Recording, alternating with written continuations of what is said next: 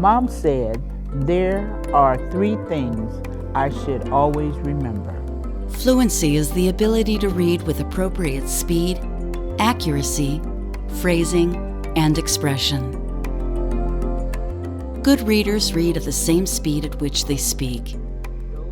They correctly identify and pronounce the words they read. Good readers chunk words into meaningful phrases and use intonation and expression when they read out loud. Fluent reading is necessary for comprehension. Guided, repeated, oral reading helps improve fluency. You'll see a learner and a tutor practice this strategy in 5 different ways: reading to the tutor, duet reading, echo reading, cross-generational reading, recorded reading.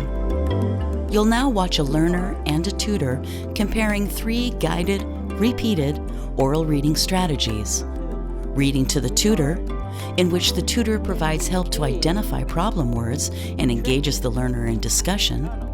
Duet reading, in which the tutor and learner read a text together out loud. And echo reading, in which the tutor models reading a passage and the learner repeats the passage. They discuss each strategy's specific purpose and evaluate which is the most effective for the learner's goal of increasing her fluency so she can read to her granddaughter. Really, we're doing them all. You wouldn't normally try the different ones in the same book, but it's just to try and find which one works best for you. And different ones might work for different types of reading. So for instance, you're saying at church, the duet reading chorus with other people kind of distracts you. Yeah. Whereas maybe doing it with me on a harder text might be helpful. Yes. This text is more your easy level, Yeah. and so you can do it on your own. So different levels of difficulty might require different techniques, but they all probably work to some degree. Okay. Okay. So in any of the cases of these different techniques and strategies that we're using, the point when we start out is not to worry about whether we understand what we're reading the first time through. Okay. It's more to focus on how smoothly we're reading, the speed, and the expression, and getting the words right.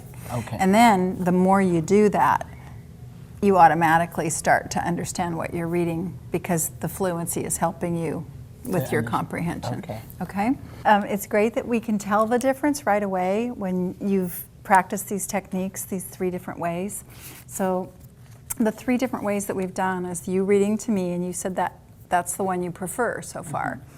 And then the second way was duet with us reading together, and you mentioned that that's kind of chaotic when you try to do that in church. Overpowers your ability to think about what you're reading, I guess. And then the last one was the echo, where you said it was a little redundant, but where we're repeating each other. Okay. But they actually all have different purposes.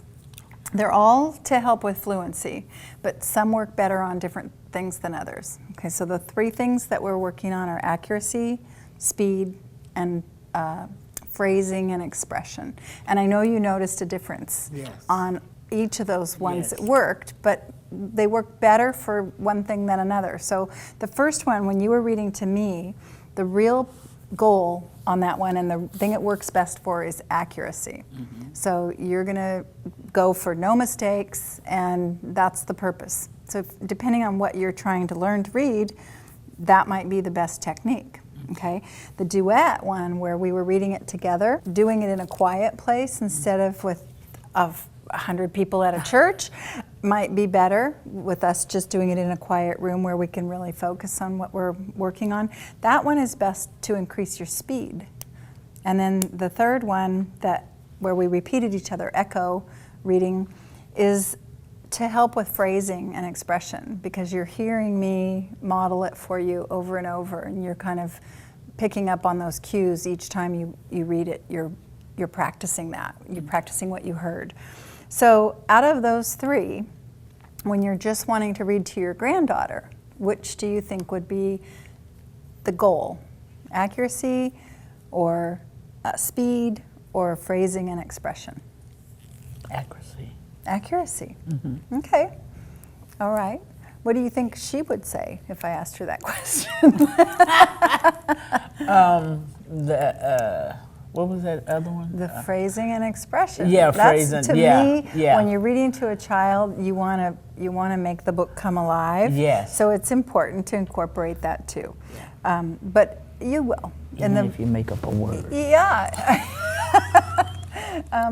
But I think accuracy is important too, because a lot of times as the child gets older, they're following along and they're making the connection to match the word with what they're hearing. So accuracy is important too. Yeah. So for the rest of this book, we'll practice the way that you want to for accuracy, and it happens to be your favorite technique. Each guided, repeated, oral reading strategy will help improve your learner's reading speed, accuracy, phrasing, and expression. However, some strategies can be particularly effective in helping your learner, depending on her fluency goals. Reading to the tutor is especially helpful for improving accuracy. Duet reading is particularly effective in increasing speed. Echo reading works well for modeling appropriate phrasing and expression.